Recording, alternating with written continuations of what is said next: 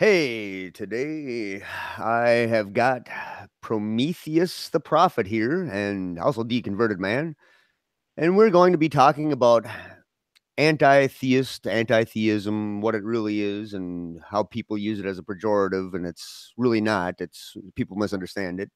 And well, first of all, let me introduce you to Prometheus the Prophet. Why don't you introduce yourself? I really probably can't do it any better than you can. All right. Well, I'm Prometheus the Prophet. I recently just came back to the anti-theist community. I started making anti-theist videos. My main focus right now is dealing with this new rising problem for the anti-theist community, which is cultural Christianity. It's pretty much the kind of atheists that are pushing Christian culture on a secular society.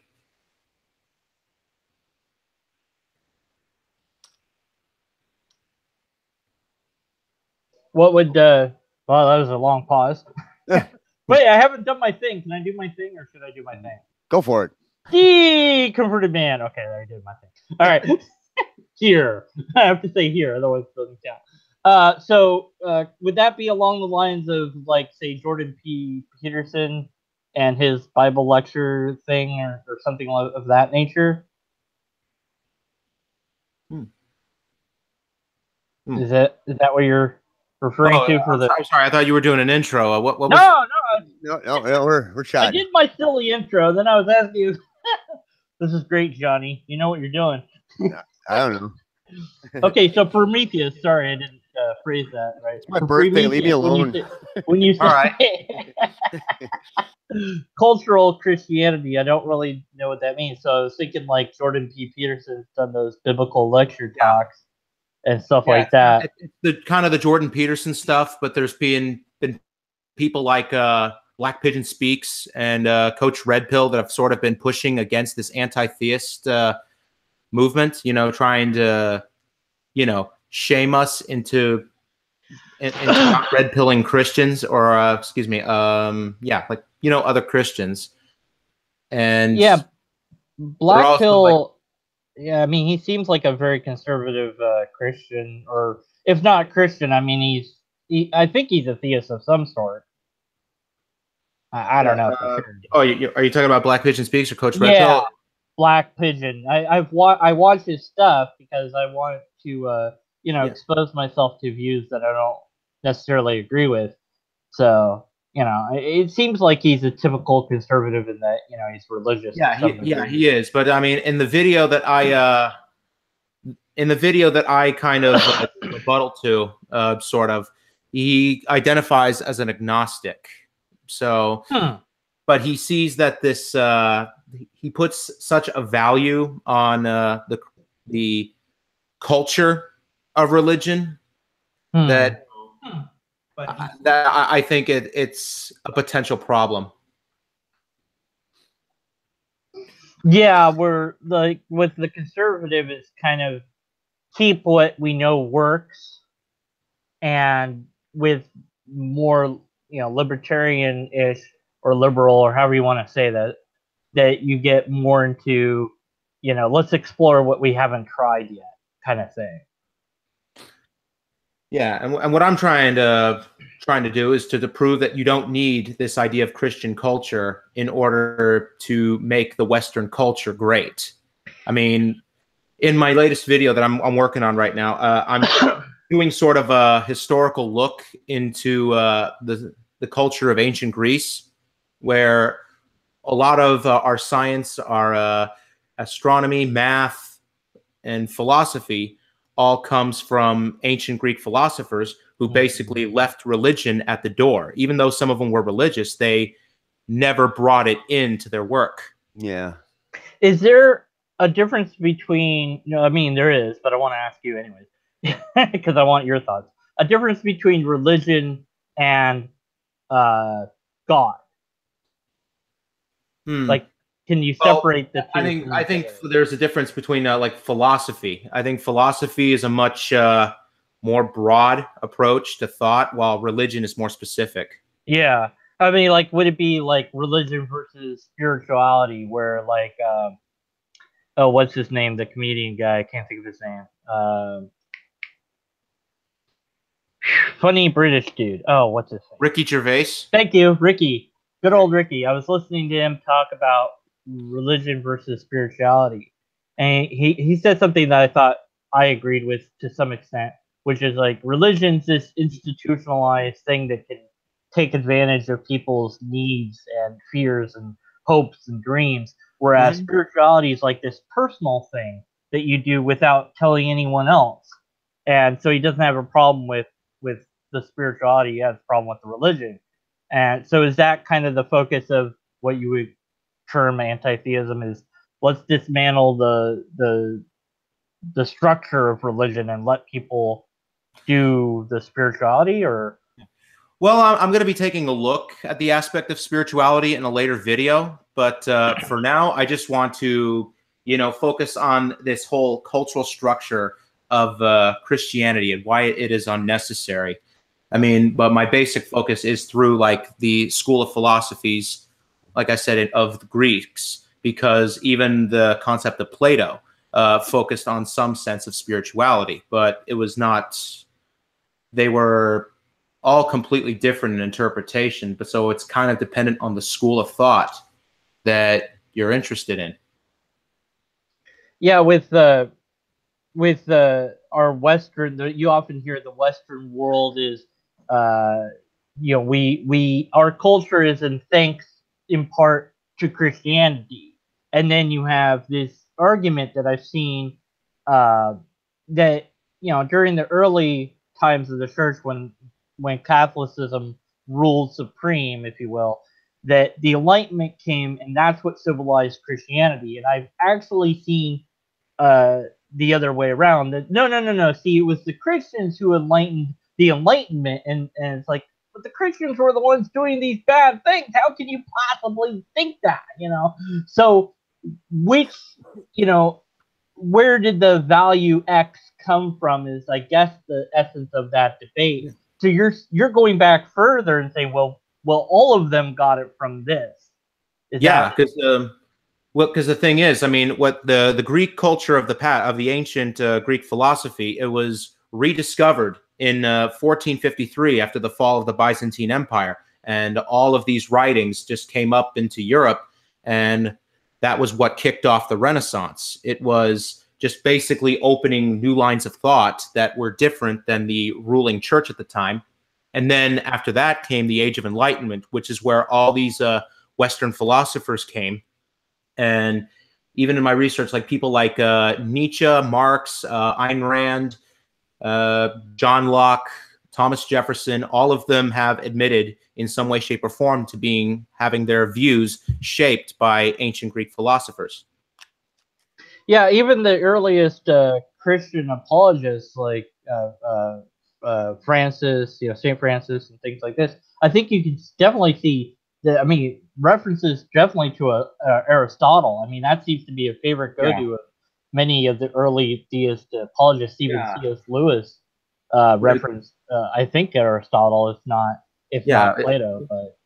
Well, it yeah, seemed like Aristotle was like their big go-to guy. Aristotle was the top student of Plato, so it's kind of easy to get them confused.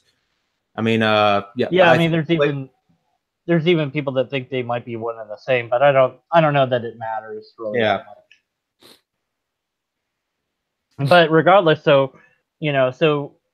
they're taking Aristotle's thoughts and they're going, oh, see, we can blend our theism into that. So is Aristotle and Plato redefining Christianity and making it more palatable, less chaotic, more civilized, I guess is the word I'm looking for.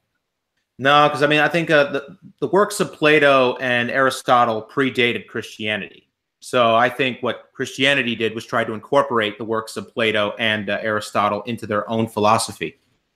Right. So, what I'm asking is, like, do you think that that Plato and Aristotle's works, once incorporated, began to civilize Christianity, and then also you have the Enlightenment at the same time? So these two things together made it, more civil than it was before?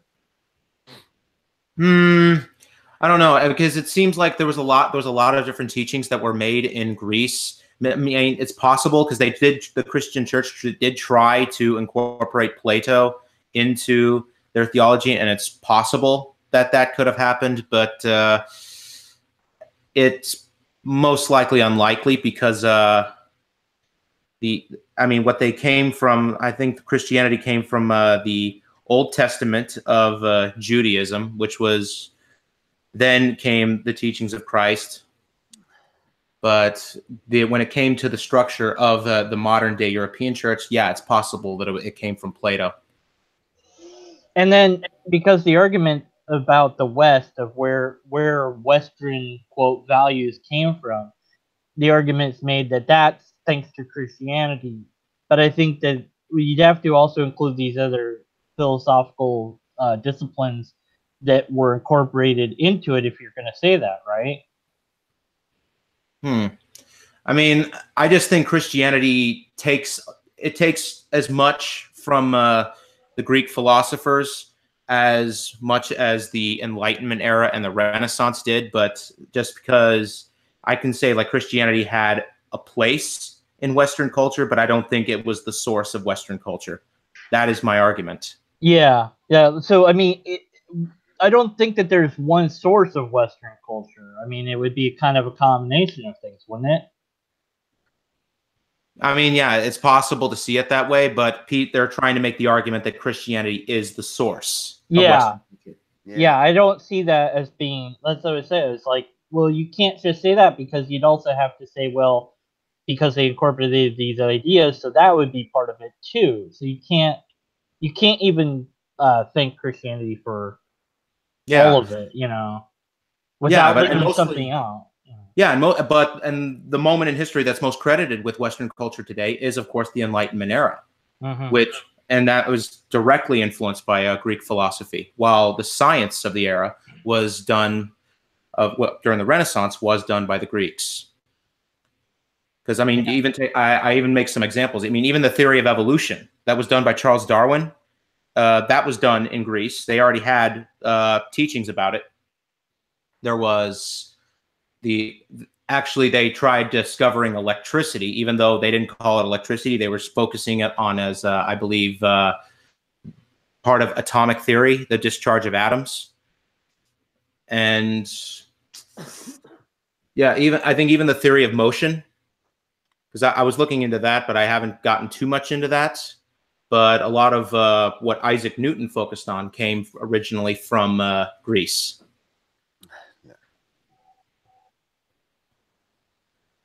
Johnny? Oh, keep on talking, guys. I'm trying to fight a cold here, so if you guys can talk more than I can, it's great. Johnny wants me to be the host again. Every time I just warned you about that, Johnny. If I'm on, I know. Over. Hey, if I want to interrupt, I will. Kick me off. Yeah, man. Do it. I don't care. Okay, so I had a Prometheus. Let me run this by you because you're not familiar with my stuff or whatever, probably, and I have to sub to your stuff now and check out like whatever you have. Yeah, it's mostly kind of. I mean, I only made like 2 anti-theist videos. I tried going after the alt-right, but I know how that will go. Yeah, I mean a lot of it is into the science, and I just don't have access to a lot of the data.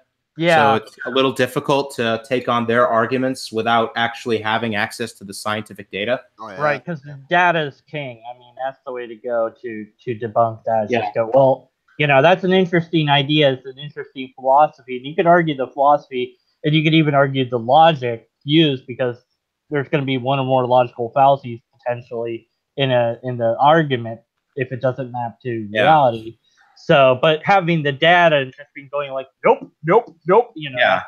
And also, like a lot of the data the alt-right uses is based off of originally from Charles Darwin's work on. So you'd literally be arguing against the theory of evolution if you try to debunk like race realism, like Kraut tried to do. Yeah, I mean, yeah, these things I've heard these words, but I'm not It's like I dipped my toe into it. I'm like, okay, that's yeah. I'll stick with what I know really well. Yeah. So yeah, going back to staying away from that for a while. But yeah, okay. So I had made a video about Jordan Peterson not being an apologist, and my argument was technically wrong. But my argument was, well, when I think apologist, when I hear that word, I think of people like Matt Slick, William Lane Craig, John Lennox, Kent Yeah. Hovind, etc. Right. And I think of people who are arguing specifically for a specific type of God, and they're using philosophical arguments to attempt to do so.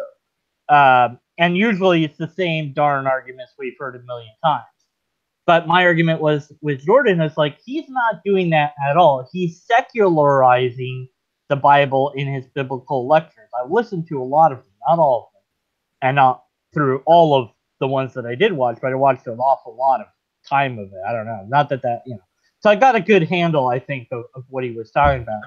And he wouldn't make the statements that he made unless you were trying to figure out a naturalistic way of looking at the phenomenon mentioned in the Bible.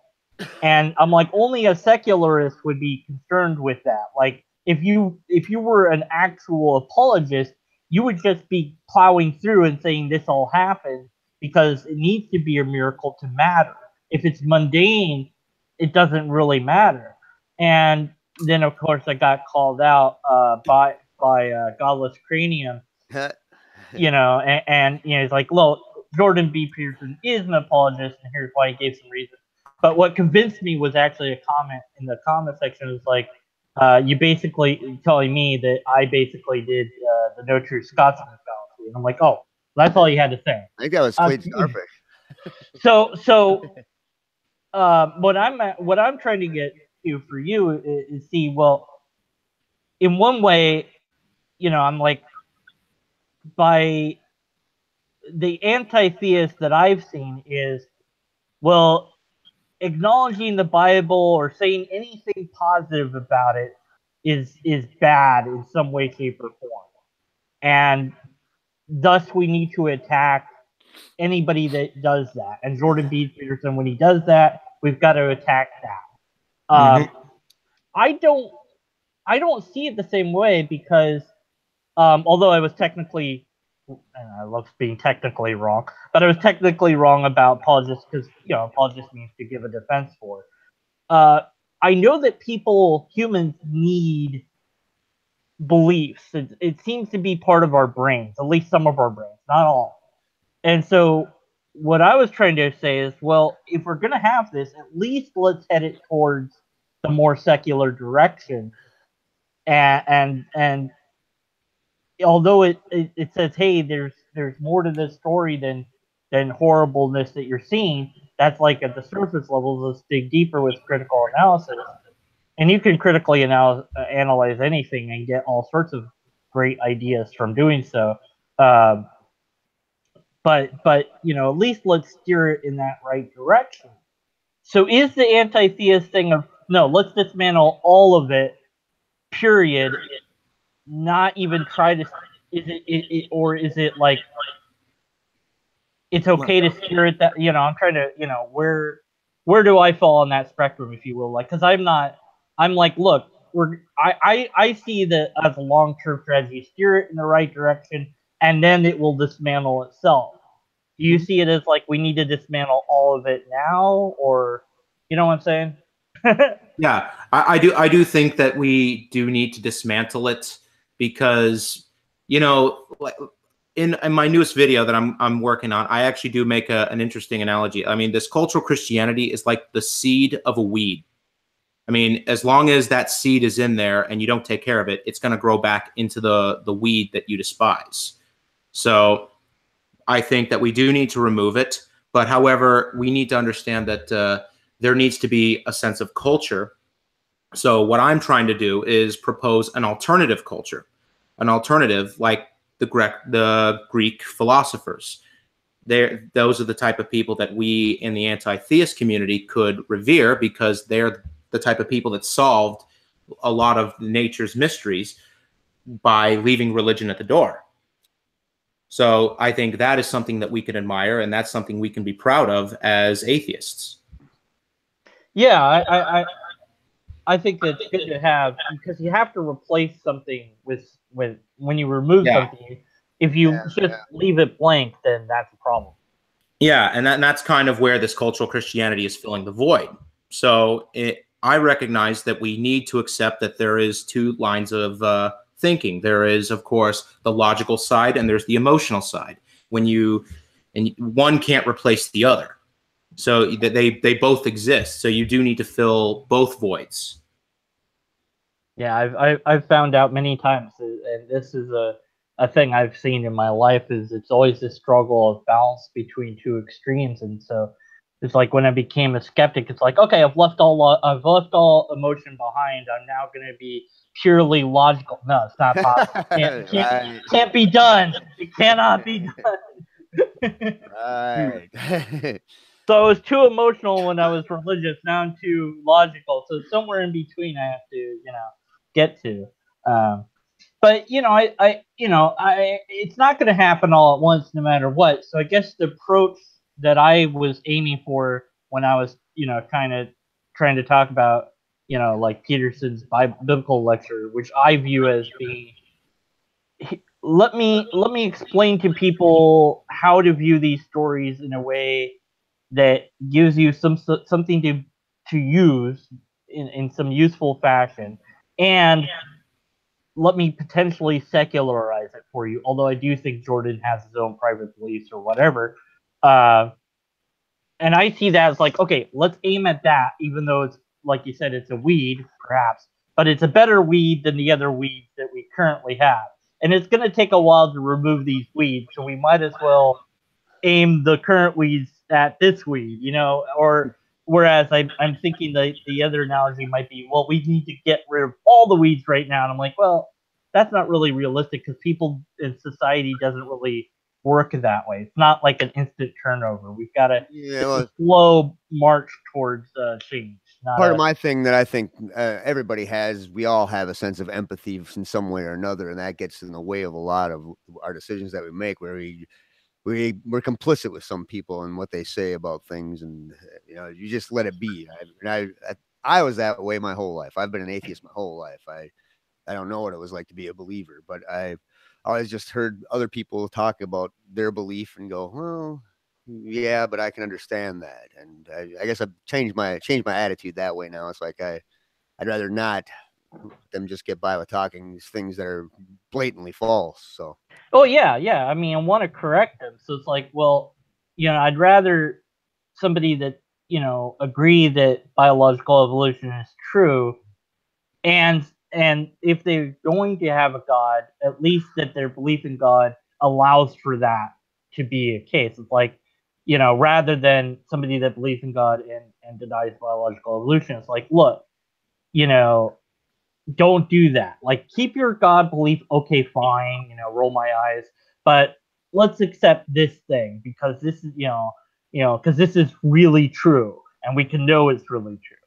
So it's like I'm trying to guide them, on the right path, whereas if I say, well, there's no God, that's just ridiculous, that might be harder for them to, And you always see like people on Twitter or Twitter, Facebook, or your YouTube comments saying like, if God isn't real or Christianity isn't true, then what's the point? Why should I care about anything then? So they go 0 to 60 straight to nihilism. Yeah, that's silly, because and I think I've referenced this in other videos, but there's a Star Trek Next Generation episode, I forget, Rightful Hair, I think it's called, and this character Kalos is basically the Klingon Jesus, and he comes back, and he's a clone. It turns out he's a clone and all this, but it has this question of, does it really? Kalos says, look, does it matter if Kalos ever existed? What matters is the teachings and what we do about those. And I thought, that's brilliant. It's like, it doesn't really matter if the thing was real or not. What matters is the story and what you do with the story in your life. doesn't that matter more than whether or not the person existed? Anyways. Well, like I said, I mean, we have stories of how Western culture came into existence that are actually true, things that we can actually look at. Oh, I mean, yeah. we don't need to make up any fables or, kind of make something that, like the Christian church, look better than it was in order to. No, we don't. That's for sure. Yeah. So, I mean, I can understand where they're coming from. I mean, these cultural Christians, but I just know they're wrong because they are. I've heard so many people on YouTube say, you know what, we should unite behind an idea, even if it's false. No. And I made a joke to type it in. So, well, then why not social justice? And people started laughing their ass off. Yeah. I mean, you can't. I mean, my duty is to the truth, and whatever the truth is, that's what we should line up behind. Yeah. And in that sense, it's like, look, there's reasons to be against any religion, anything like that, any belief that you can't show to be actual is one you should be skeptical of. But that might be really hard for you to do. It might even be impossible. Maybe your brain's not wired that way or something. But you should be at least willing to allow that it's questionable. Like with Islam, you can make a good case that you can't question Allah. You can't. The penalty is death. So it's too risky. All three of the Abrahamic religions had something like that. It's just that it's like when the first command, like I think it was the first or second commandment. There shall be, you shall not worship any other gods. Right. Yeah. I mean, and it was that line of thinking that actually, when the Christians first started and they were in Rome, it was the Christian belief that same belief, it made them impossible to integrate within Roman society, and it created so much strife that when the Christians finally took over, they used the state and crushed the other pagan faiths. So the Roman system worked very well because it had what was called syncretism, I believe, which was, the Romans would accept all cultures that it took over, but it would equally respect them, and they would teach the citizenry about these cultures. So they had a type of respect. However, when Christians came in and said, no, all of these are heathens, and the whole process took over, the whole process started, and then the Christianity later collapsed the Roman Empire. So basically what Islam is trying to do to Europe now is what the Christians did to Rome then. Okay, mediocrity means. You got it? What's your position on those that play well with others? I don't know that I understand that question, but okay. So let me take a look at that. He made a little comment before that too. That his positions as a my position as an atheist are nuanced. If a theist is willing to publicly speak out against the atrocities and oppressive behaviors of extremists that claim their faith respects a secular society. I mean, in a way, because like I said, with the Roman syncretism society, the religions they had to accept that the Roman state was the authority, and the Roman state would allow a religion to function if it was not destabilizing to the state. Now, personally, I feel that there should be no religion because I believe that we should culturalize reason. We should culturalize scientific discovery, philosophy, and all of this. But let me look at his question real quick. What is your position on those that play well with others? Well, you know what? They're not.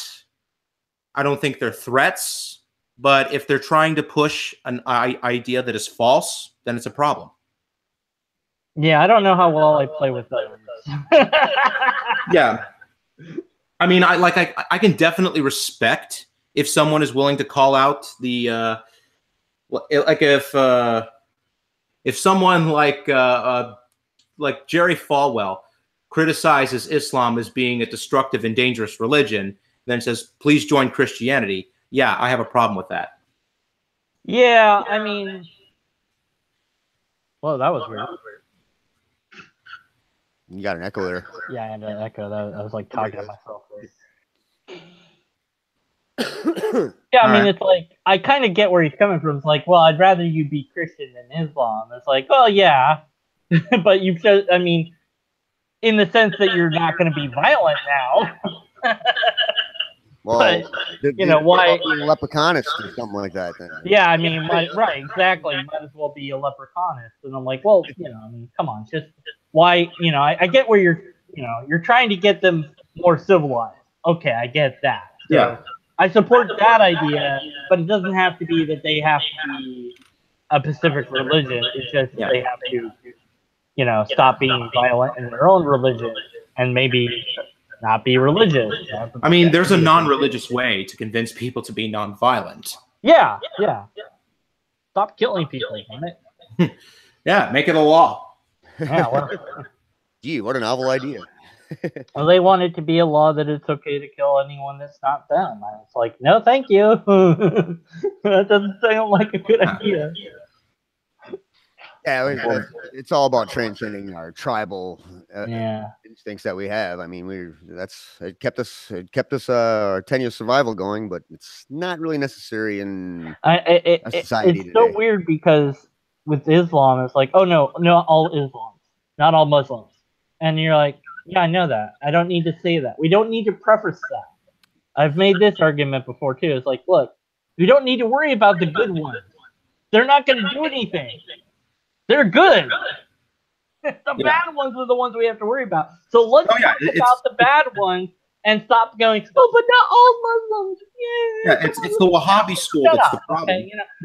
And then the ones that piss me off the most are those that are, you know, sitting in America or England or wherever else that they're safe from all the harm and be like, oh, Muslims, a great thing to be, blah, blah, blah. It's like, do you even know what it is that they believe? And there was a guy, I think it was some buzzcrap video. And there is also another interesting dynamic. I mean, there have been cases where some person creates a type of belief system, like a religion, that's nonviolent and all of this, but then a new leader takes over and all of a sudden decides to make it more lionized and violent. So it kind of does like render like the idea primes them to be radicalized. I think it was Harris that was talking about genism. It's like the more you are a genus, the less we have to worry about you. But the more of an Islamist you are, the more we have to worry about you. Because genism is all about peace and not harming anyone. Oh yeah. Looking in on your but a rational lead to a rational act. I think that's the key is non-deistic religions are more philosophies than religions, but you know we tend to use the word religion so much for anything. Yeah, I agree with you there. Well, religion, I think, means, or one definition I saw was to bind oneself to an idea or to a system. And so literally like binding yourself with, you know, the leather straps or what have you to the system. And so which I mean you could easily apply that definition to philosophy. I mean, like having a philosophical belief, like a political idea, like a political school of thought, like libertarianism, classical liberalism. You know, you're wedding yourself to a set of values. Yeah, but you don't have to. You know, I think the difference is like if you bind yourself to it, that means you can't like leave it, at least to some degree. So to get rid of the notion of making this into the thing that you're going to be religious about, you're not always that. It might be very important and near and dear, but you have to be willing and able to question it and challenge it, you know, and say, well, you know, maybe this is wrong, maybe that could be better, whatever. That's how people when they ask me, are you skeptical about skepticism? It's like, yeah, you can be, but you run that through the arguments, and then you get to the end of it, and then you move on because you see it work. Yeah, it's basically the Socratic method of Socrates in the past. Just keep questioning everything. That's kind of what skepticism is. Right. Like, well, can you question the idea that you're questioning? Yes, but then you move on. Yeah. You answer the question, and then you move on. You don't have to keep doing it. It's not an infinite loop, okay? Yeah. So let's see if there's anyone else in the chat. Any other questions? Come on, questions. We need questions. Yeah, I think that anti-theist, that word got kind of a bad taste to some people's mouth. I don't know if you remember this. What was his name? Poison Tree or Poison Apple or something like that. This guy had come on YouTube and he hit giant. He skyrocketed in subs really fast. And he was like, "Oh, I'm anti-theist. I hate Christianity. I hate all these things. They need to go away. We need to destroy it. Blah blah." You know. And so people, I think, a large amount of people that were watching that person thought that's what anti-theism is. And it's like, nah, it depends. You know, what does this label mean? That's why I was asking these questions to you. It's like, what do you mean by this label? What does this mean? Is it? Yeah, I think anti-theism does mean like the removal, or at least in a better way to say it, like the red pilling of people from religion. Yeah, it's not like you're trying to make it illegal or whatever. Yeah, we don't want to. We don't want to do what the we don't want to do what the French Revolution did. Yeah, it doesn't work. Yeah, because we want to culturalize. I think we want to culturalize hostility to ideas that do not meet the burden of proof. Yeah, the burden of proof is a big thing right there for me. It's like, yeah, the burden of proof is what should be the red line. Yeah, that should be a threshold there for a lot of things. For America, like taking that idea to the extreme end, would that mean rewriting the Constitution from scratch in a way? Like, ideally? No, I don't think so, because Thomas Jefferson kind of made the separation of church and state pretty clear. He said that Congress shall not endorse a religion. And yeah, but there's other things you can say. I'll say one thing about the Constitution. It was brilliantly written for one reason. It was meant to have amendments in it, so that we see what our mistakes were, the bad ones, and we cross them out and amend it. So we can go back and look at it. So the Constitution doesn't have to be rewritten, but it can be adjusted as we go. Yeah. Well, you could do it if you wanted, but you don't. Yeah, but we don't. Yeah, it's an important part of history at all. Yeah, but I was kind of thinking that it's like, well, what would happen if we started over from scratch? Like, oh boy, what would that look like? You know? We can't get along on any YouTube freaking comments sometimes. How Look, are we gonna do you can. I challenge you right now. Wait a minute. No, I'm proving your point. Darn it. Yeah. And I mean, even Thomas Jefferson, I mean, when he was very fond of this Greek philosopher. Hold on, let me try to get his name. Yeah, I mean, I just had his name, but it was a Greek philosopher who actually was one of the originators of the that type of thought that's wanted to maximize pleasure and minimize pain, which is kind of similar to the non-aggression principle and the school of libertarianism. But it was also taken up by John Locke, who used that same philosophy to create the classical liberalism. I mean, it sounds like utilitarian ethics. Well, yeah. I mean, I don't think it was utilitarian, but it was just a simple idea. But it ended up getting picked up, and, well, here we are.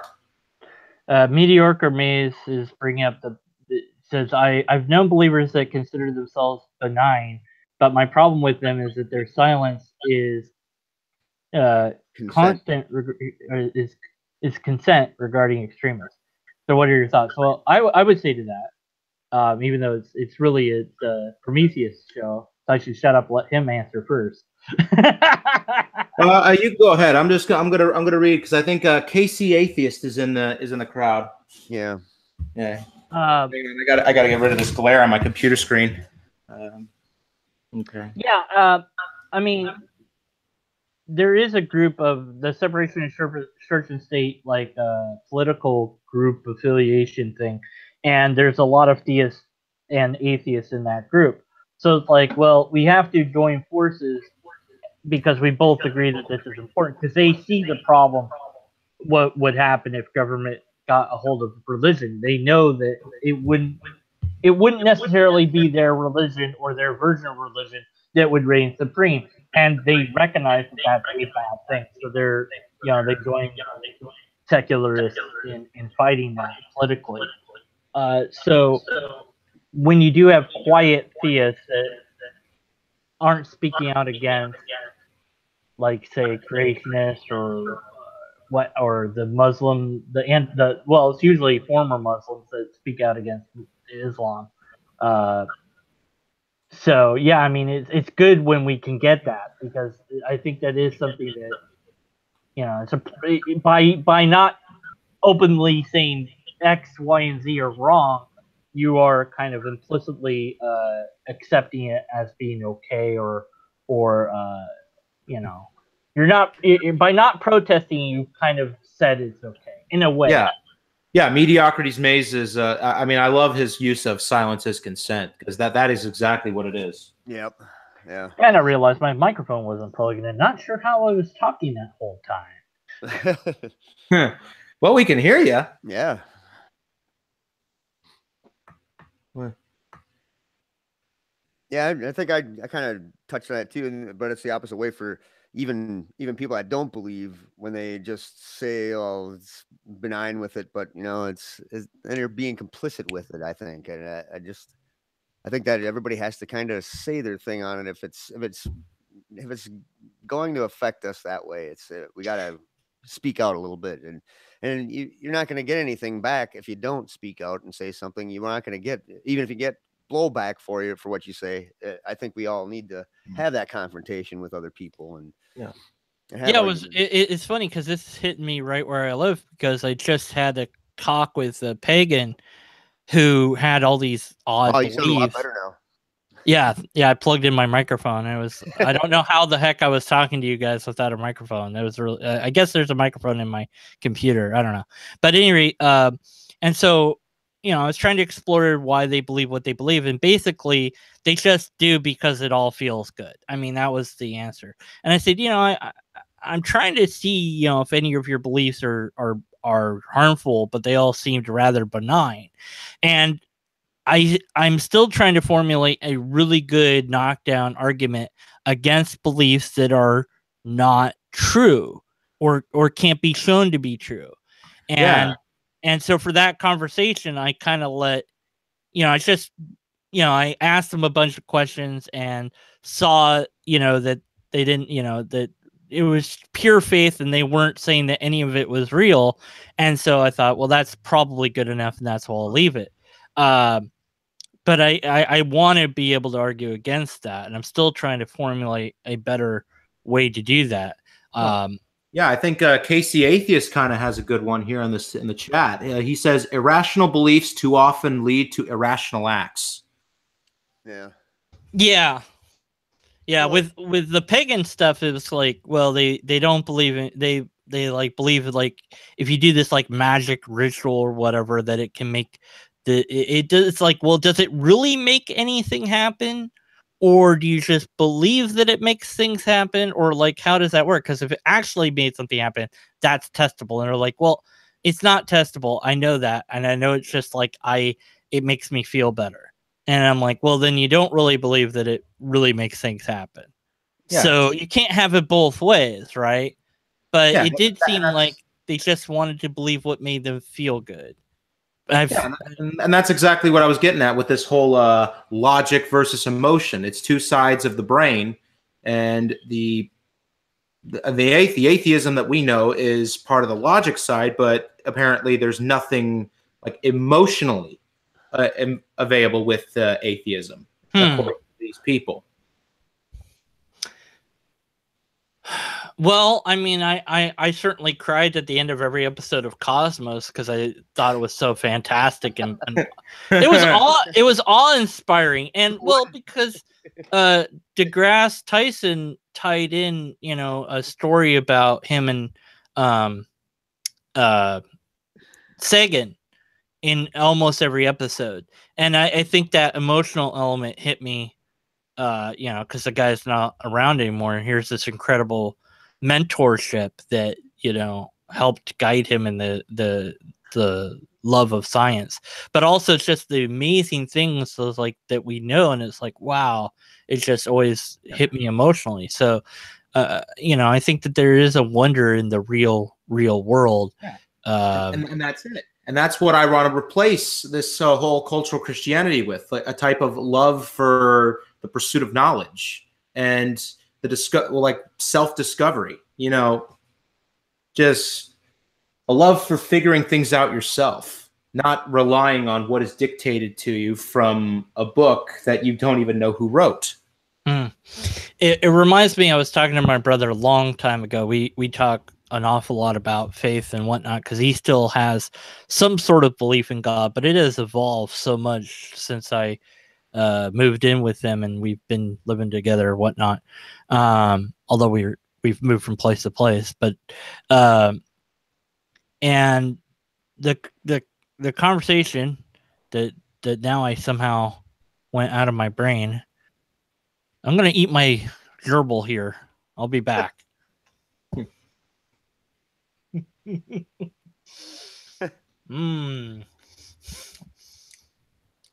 Yep, it's gone. Don't know what I was talking about. Yay!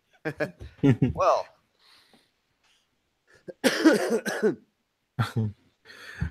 I lost my train of thought too. Yeah, I was gonna say, what? Yeah, do you have any opinions on it, Johnny? Well, I always look at if somebody's going to make a claim and people are going to believe it, and that claim is just on hearsay or whatever, and that's kind of what the Bible and pretty much anything that you talk about in mythology, or I call it Bible mythology. It's hearsay evidence. It's his claim, and anybody that people follow authority figures just off of these claims that these authority figures make, and that's where the danger in lies, because they whatever their ulterior motive is, people and when people follow somebody like that, it's like, well, make up your own mind instead of it's hard to talk people into just thinking for themselves, critically thinking, and okay, that jogged my brain. Thank you. My brother and I were talking about that he was thanking God for whatever it was, and I said, isn't it better to thank yourself that you are the one? Isn't it better to see that you're the one that made yourself better, not this God, that you are the one that improved yourself? And isn't that a better thing than thinking this other thing or thinking someone else? Although someone else might have helped you along the way, sure, but it's still you doing that work. It's like if you go to see a psychologist or whatever, they're giving you the tools that you need to improve yourself. So you might thank them a little bit, but ultimately it's you that did that work. So isn't that better? And at the time, he didn't have really an answer for that. Probably now he would. I don't know, but I'm gonna have to have that conversation with when he gets home again. But and I think that because you value this idea so highly, and it is you, God is you. When you believe in God, you're really just making part of your brain separate from yourself in a way. You're believing in yourself. That's really what you're doing. Yeah, you're dehumanizing yourself. Yeah, you're dehumanizing, compartmentalizing yourself, but it's you. It's still you. So, I cannot count the times I have actually said that exact same thing to people in my life. Yeah, it's like, look, stop thanking God. Thank you. You're the, and I remember this long time ago in some church, and it was one of the times I was still a Christian, but I was like, really? even then I was like, really? The guy, he was, it's like, it's time for praise, and we're, stand up and say what God has done for you or whatever, And so this one guy stood up and said, yeah, I've been looking for a job for 5 years and I finally got one. Thanks thanks be to God. And I'm like, really? What about the other 5 years? Yeah, or I was like, really? You've been. So I'm just picturing in my head. I'm like, so you filled out applications, and you turn them in everywhere to every single business that exists, whether or not you were qualified, because you never know. And you've done this for 5 years, and now today you got a job. So that's totally God that helped you. And No, isn't it like what? No, like come on, God, you could have done it like the first day. Then then maybe I would thank you. But come on, 5 years? What the what? Yeah, and isn't it funny that the people that do like constantly say these things are the people that advocate for individual responsibility? Yeah, well, yeah, I've heard that mixed message in church many times where it's like, yes, pray to God to get help, but you still have to go and do the thing. And I'm like, wait, what? It's like, wait, but so I'm really doing the thing. So what's this help? How is God helping me to do this thing? If I still have to go get the job. So what is God doing here? Yeah, It's not like God's like, hey, call this number. That would be help. That would be something, right? Yeah, or if God's going to the job interview for you. Yeah, that would be helpful. Yeah, then you get a phone call saying, "We loved you, man. We loved your stories about the flood. We want you to start tomorrow."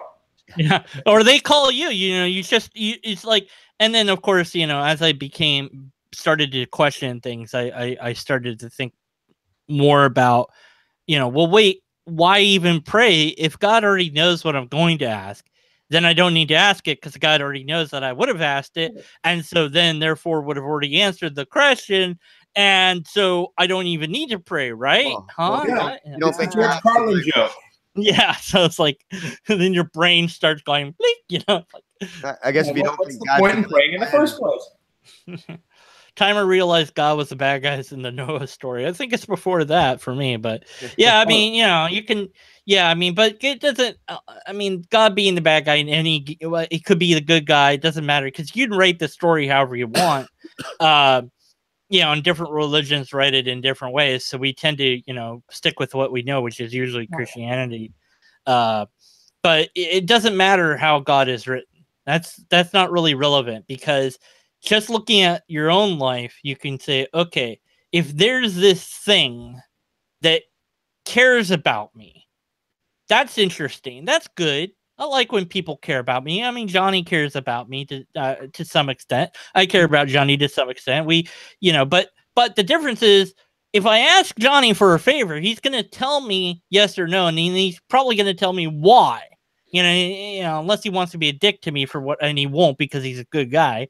If he can't do it or won't do it, he'll tell me. Like, I told him this one time to make me a song. He wouldn't do that. Here you go. You haven't told me the reason yet. I haven't prayed enough for that one to work yet. So, but whatever. But at least you have, you can tease each other because you're friends and everything, But with God, it's like, it's silence. It's utter silence. And it's like, yeah, well, I guess he cares about me. I didn't hear anything, but he probably cares about me. And then to think that he also has power to do stuff for you, but then he doesn't do anything for you. Well, that would affect your free will if he did something. So right, exactly. So Johnny, you actually did that the Epicurean paradox thing that if God is willing and able, and all, that line of quote. Remember that? That's right. If he's willing and able but does nothing, then it's either. So my conclusion back then was either God doesn't care about you and or doesn't have the power to do anything about it. And in either case, why bother? Yeah. And so if God wants to let us know that there's a God, then it needs to do so in a way that's here and now, relevant to this moment and not later on or in the past or whatever. That stuff just doesn't matter. And it's not all the pain and suffering. No. It's just, just say hi. How's it going? And then, of course, you get the people that say that they talk to God, and those are usually the people that you're like, oh, yeah, that's nice. I mean, I've even known that, yeah, you know, there was this time in a church where this guy, it was Easter, and he got up and he started telling about his nephew that was in this horrific motorcycle accident, and his skull was like dented in, like there was a dent in the skull, and you know, they said, you know, he's got like, you know, a few weeks to live, if that. And he said, okay, get out of here. And he like starts praying for him in tongues, and he like throws his body over him. And, you know, and then when he's done, like after like a day of praying or whatever, and you know, and they left him alone to, like, the doctors totally let him do that, I guess. Okay, sure, whatever. I don't think that they would have, but, you know, and then it's like, and then he starts recovering, and you know, his skull is healing and all this, and it's like, so it's a miracle, and nobody in the church was like, like, nobody gasped, nobody, like, and I'm just like, you know, I think that this is too, like, nobody can believe that this really happened. Like, it's too much of a miracle. Like, this story sounds made up, you know? It doesn't sound like it could really happen the way that you're saying that it happened. And that's why nobody in the church is reacting. And I was thinking about that.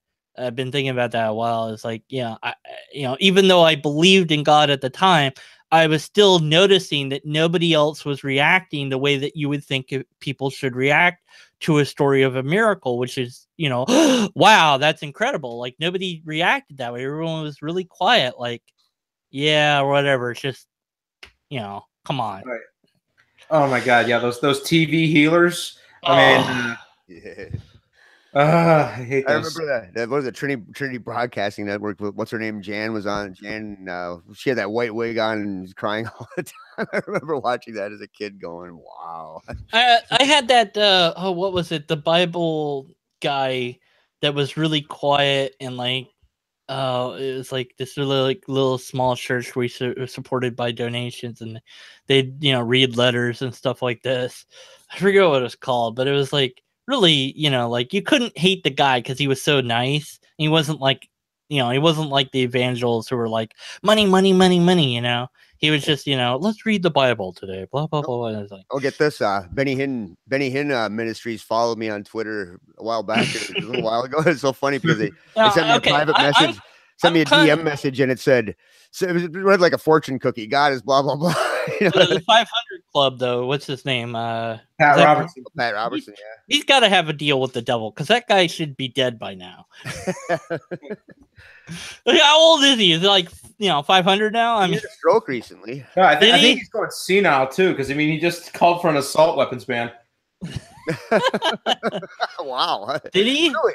Yeah, I think there's a clip of it. Huh. Oh, man. Wow. That's interesting. Well, I mean, but, you know, given what happened recently, that, you know, that's kind of, it's funny because you're seeing a lot of what you would call super right wing people saying that, and you're like, really? What? Huh? You know, like, yeah, like he's, yeah, okay. It's absolutely hilarious. But it's like, well, but, you know, it's because Bible, the God's not allowed in school. That's why I like Dark Matter's response to that was brilliant. You know, yeah, I just saw that video. And, yeah, and I also made a joke about that, and I said, well, you know what?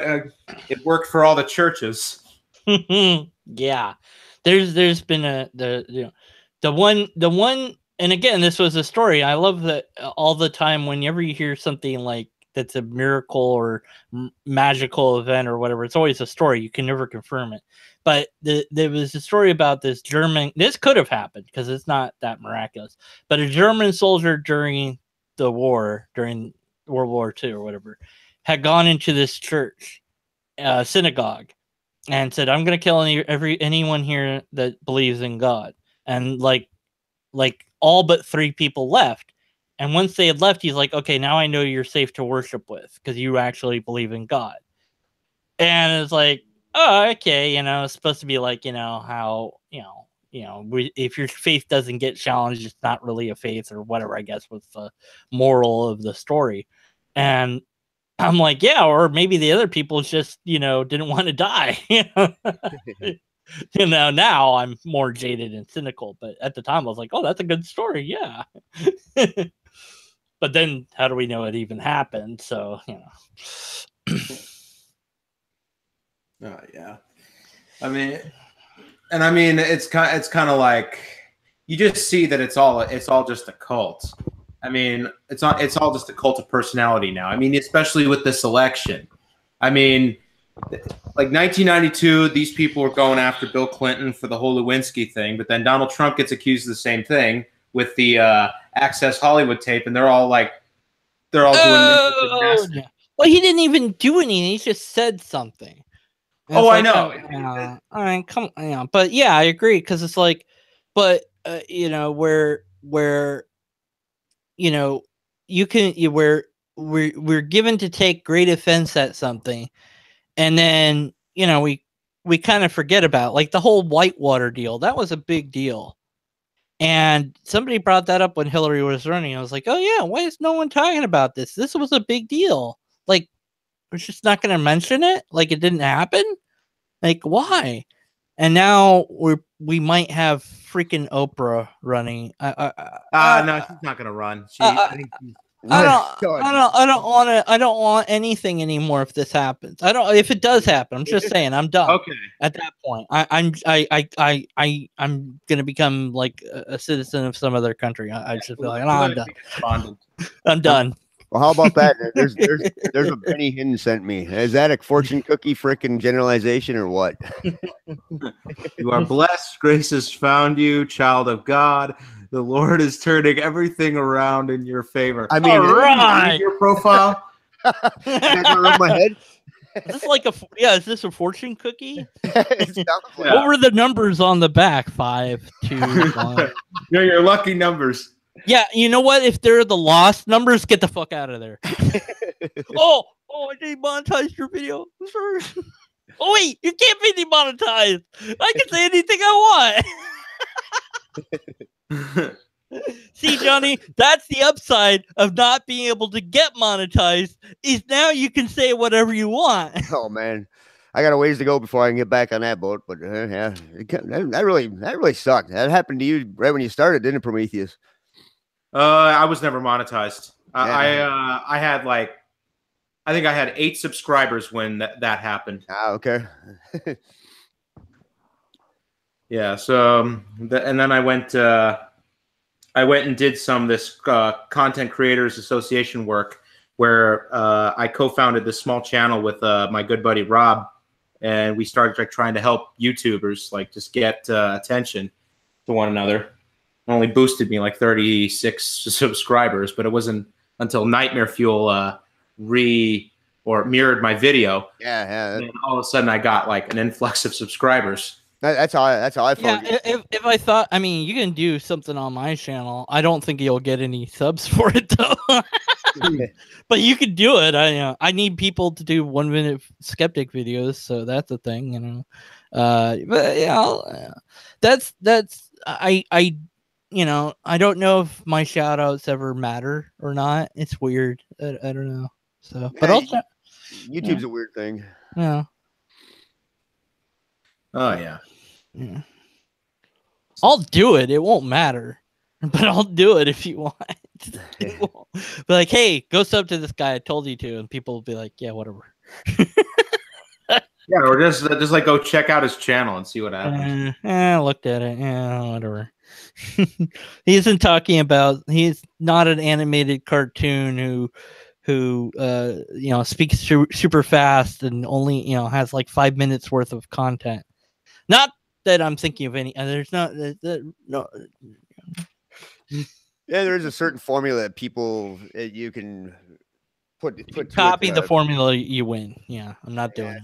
Not gonna happen. Don't care. I'm too rough around the edges to be I'm a nonconformist. So I'll be stuck at if I hit 3,000, I'll be lucky, and I'll be like, okay, cool. So how many subscribers do you have? Less than 3,000. Like, I don't know.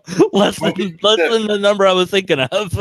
Around 2,600 or somewhere. Yeah, something like that. Okay. I've been around for so long, that I should have gotten higher by now. But the thing is, I think as time goes by, I'm actually getting less popular, and I'm like, I'm okay with that. I don't care. I'm just gonna keep doing what I do, and it's a hobby, and that's fine. But yeah, I have a love-hate relationship with it. Like, sometimes I really want it, and sometimes I'm like, I hate that whatever. But, Yeah, I think what happens is when, like what happened with the anti-SJWs, pretty soon their content got stagnant, and all of a sudden they started drifting away and making different types of videos. Yeah, that was the thing with the anti-SJW stuff. Got really big for a while, and it still is. I mean, that's important stuff. Well, the feminist videos are pretty much anti-feminist videos, pretty much done. I mean, nobody cares. Yeah, because I mean, you pretty much killed it, but just make sure it's dead at this point. But I tried my hand at that, and then I'm not very good at it. But these are things so it's like, look, I'll talk about what I find interesting and let that do whatever it does. Like, I really was hoping. I've been doing a bad logic series of this one guy, and the video I did, it took me the longest of them to do, and I was like expecting people to go crazy over the intro because I thought it was hilarious. But it's 5 comments or whatever, and I'm like, oh. The last video I did, I put a long intro in there because I thought it was so cool. It's like, yeah, that intro was a little bit long, wasn't it? It's like, oh, okay. See, I think the thing is, like, the people I know, like you, Johnny, like, you'll watch my stuff and you'll just be like, oh, that was funny, and like you might tell me in the email or something. But then you won't put it under the video, so it's like, oh, that doesn't count. It doesn't count if you tell me that it's awesome. I want you to put it. I comment on your stuff. You got to put it under the video for it to count. You're like, yeah, but you don't do that with my videos. Yeah, well, because I don't watch your videos half the time. Oh, wait, I see what it's doing. It's all about you, right? Yeah, it's all about me. I spread myself so thin that there's so many people that I've had contact with, and it's like all of a sudden, oh geez, I forgot about them. Yeah, I bet I got more subscribers than I have more subscriptions than I have subscribers. Well, you get a lot of people come in just that want to talk to you because you're a fun guy to talk to, I think. Well, maybe, I don't know.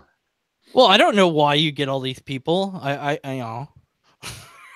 What kind of riffraff you hang out with? I don't know. I think it's just because I go out and ask them, because I love to hear what other people. I love to hear other people's point of view. I love to hear. No, you don't. Yeah, I do.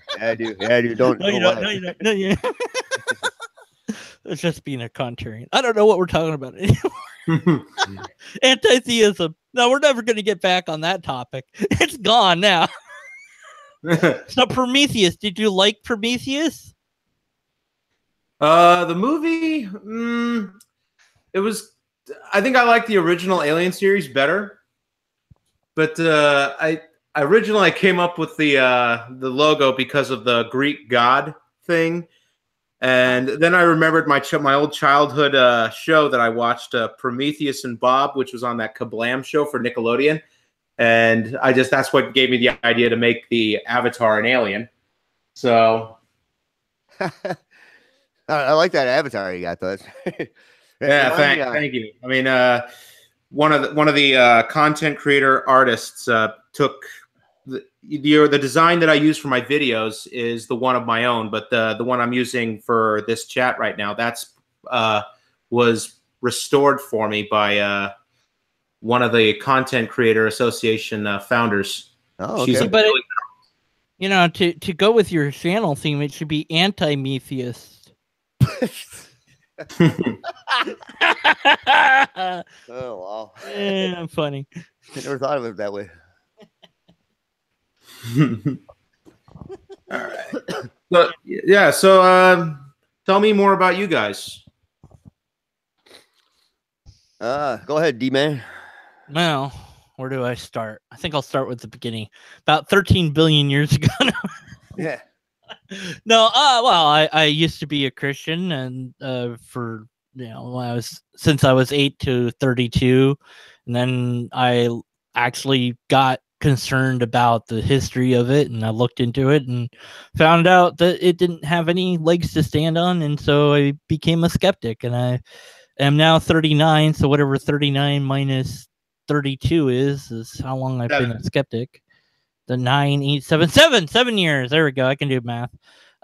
So and I been active doing Deconverted Man pretty much almost immediately when I really had a hold of my skepticism.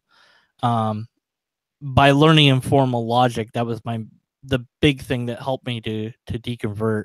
Because I saw my last straw to hold on to was the philosophical arguments. So once I found that those were bunk, I had nothing left to go on. So I couldn't not be a skeptic at that point.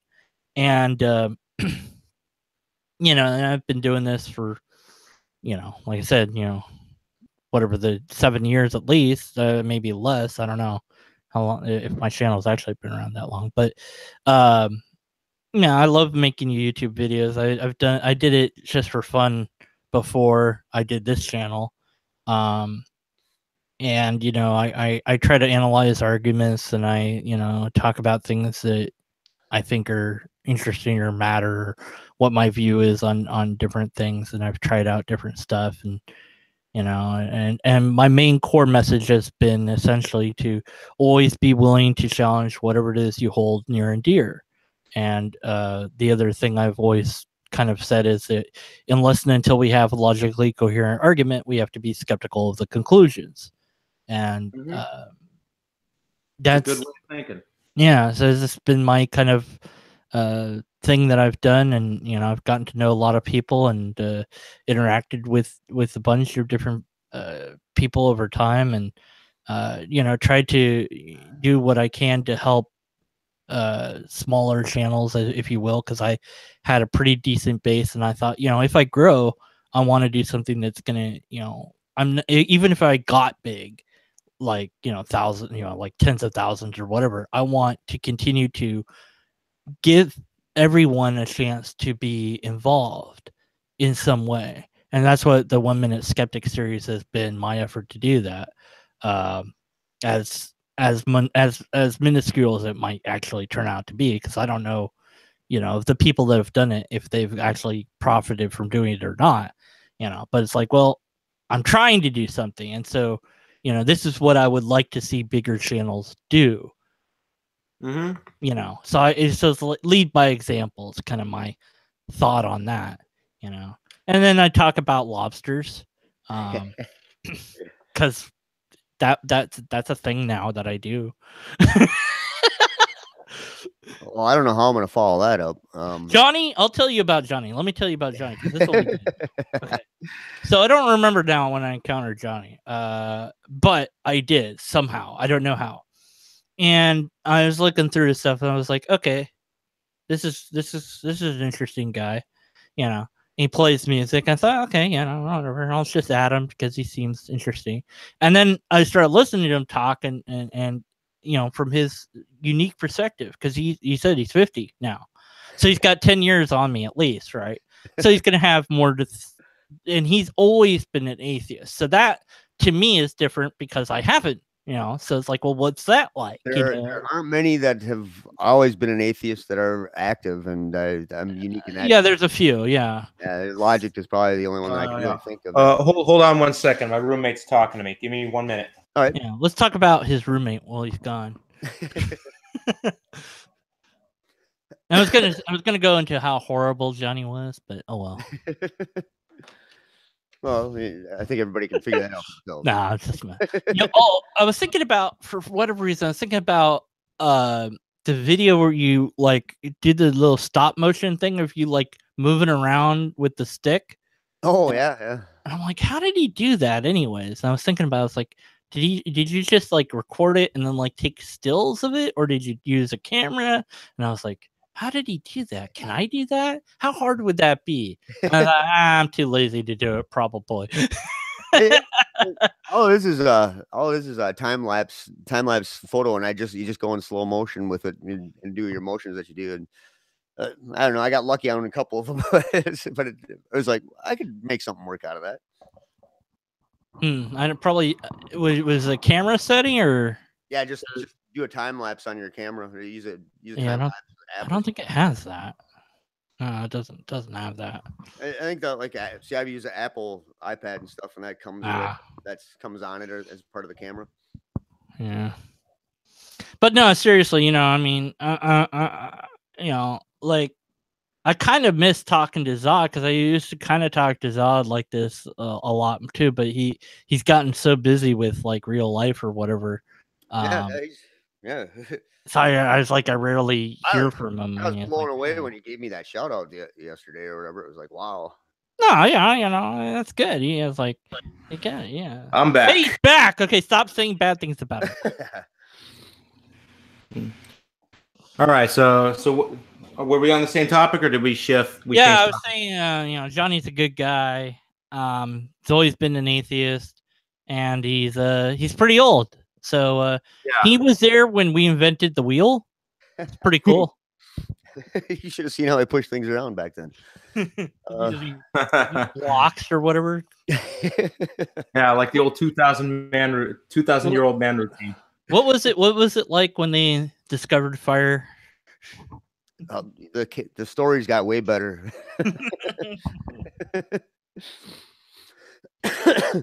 So when you were hanging out with God before the universe started, what were you guys doing? Come on.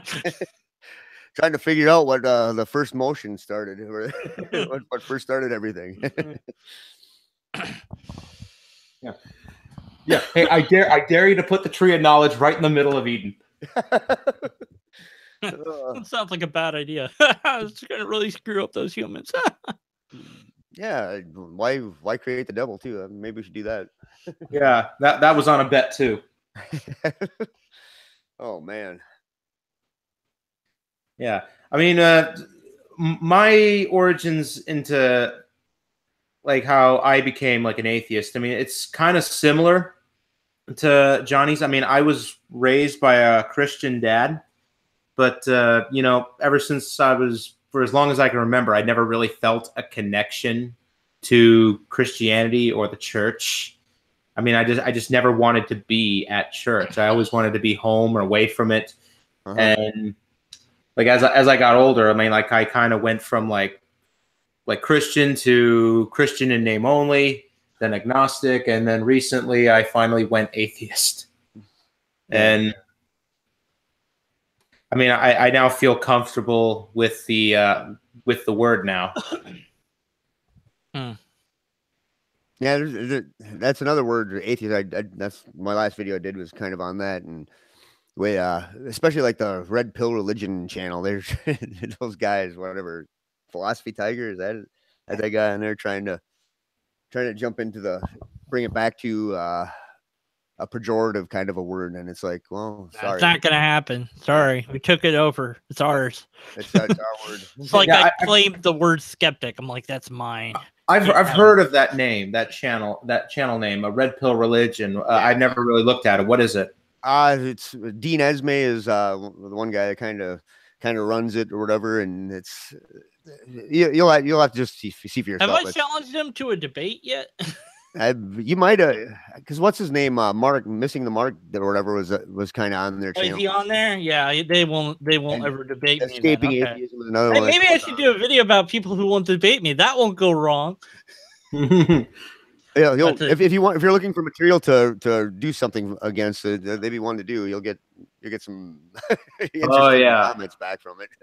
Okay. Well, I gotta listen to this. The tragic train wreck that is Aaron Ross. So are they going against evolution? Right. Are they going against evolution? Because that's the only way that you could go against Aaron Ross in his thing against him. Yeah. That's it. He said everything Aaron said was on point and consistent, and everything that Kent said was in some other universe. He wasn't even in the same universe. And I think that it's all revealed very, very quickly, but that he said, give me the specially created creature, one, just one, point to one. And he didn't know that. And so he didn't show that. But the creationist's entire claim about evolution has been, you can't see it. Nobody has shown us the transitional fossil. Nobody has shown us this. You haven't shown us this. You haven't shown. It's like you're not showing us the magically created creature. So you're done, boy. You're done. Yeah, it's Oh, man. yeah. I don't have anything to say. Well, Aaron just wiped the floor with him. I couldn't watch all of it though, because I was just like, the stupid of Kent was just like penetrating my brain and making me dumber. Yeah. And the way he kept talking down to, he's like, well, I've said it before, but maybe you'll get it this time. And it's like, really? Come on, man. Did you watch that, Prometheus? No, I didn't watch that one. I mean, I haven't been on to. I haven't watched Aaron Raw in years. Ah, Yeah, I should get back into him. I mean, I know of him. that was on the Great Debate channel, wasn't it? Or was it Aaron Raw's channel? I don't really know. D-Man? I mean, I've heard, and I've also, that's another thing I've heard of, but I haven't. I mean, I'm just freshly back into the anti-theist community, so I haven't really been in the loop of everything. You were on Minds? I remember looking at some of your videos on a different thing. Was it on Minds that you were on, or was that? Yeah. Okay, yeah. Yeah. It was and what is so in this great debate community? Is that like the anti-theist front lines? It's more like getting debates together. It's more like getting debates together on both sides, kind of. And oh, okay. But it's Steve McGray is the guy that founded it and runs it. I would say he calls himself an agnostic. I don't think he has a different. He looks at the philosophical way of looking at atheists, and you'll have to look into that yourself. Which I disagree with it, but okay, I don't disagree with it. I understand where the philosophical kind of, because that there is if you look in the Stanford Encyclopedia of Philosophy, they describe atheist almost as a denial of God, and that's the philosophical debate of it, that you're actually using a positive claim on atheist. And that's really not the way we use it in the colloquial, though. So I have my gripes with that. All right. Yeah, I'm definitely going to take a look into him. But one thing I'm looking into right now is these video channels called the School of Life. Apparently, it's one of the people that works for it is one of these cultural Christians that I'm going after. He's got a TED Talk video where he talks for like, I think 20 minutes about he calls it atheism 2.0. So, and what he's doing exactly what I said that they were doing. They were trying to incorporate Christian religion into the world of atheism just by admiring the culture. So that don't sound good. Yeah, and then he's done these videos like on the School of Life, and he talks about how like we need an emotional attachment to religion. I mean, if you look up like School of Life / religion on a YouTube search, you'll most likely come up with the entire list of videos he's done, like 3 to 5 minutes. But it's just hilarious to watch. What was that again? The thought school? School of Life religion, and see if it and it'll pop up on YouTube. There'll be like an entire list. Okay. There we go. The School of Life. Let's see on screen share. See if that's it. Okay, let me get that here.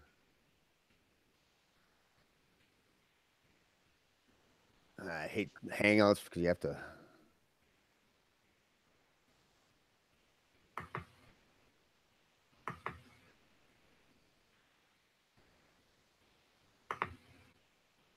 Yep, that's it. All right. They try to combine astrophysics and that's his name. Atheism 2.0. Alain de Botton. He calls himself the anti-Richard Dawkins. The anti-Richard Dawkins. Yeah, and he goes, "Why religious beliefs aren't just silly? What comes after religion? Astrophysics and religion." Yeah, I've seen all those videos. Okay, I'll have to check that out. I'm definitely going to be doing some video responses to them. I'll look forward to seeing them. Yep. Excuse me. Oh, why on my birthday do I have to have a freaking cold? That's what just kind of pissed me off. Thanks, God.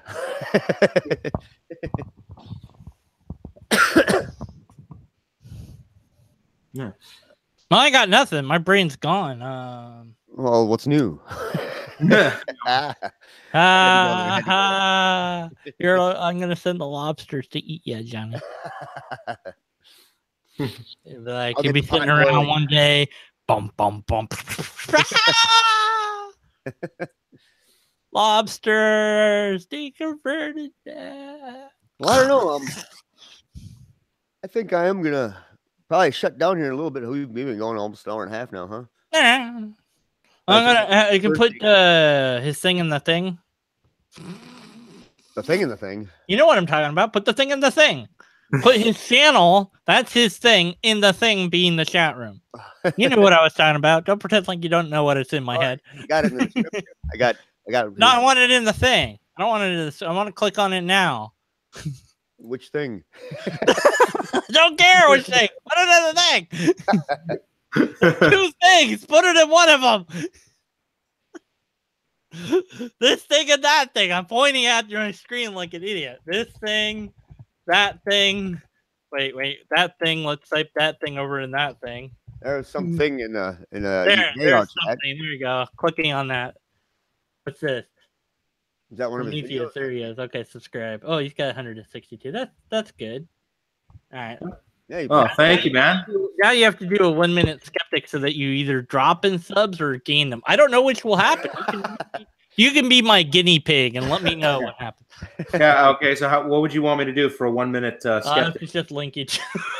Oh, Here, let me link it to the thing and the thing. the thing to the thing to the thing.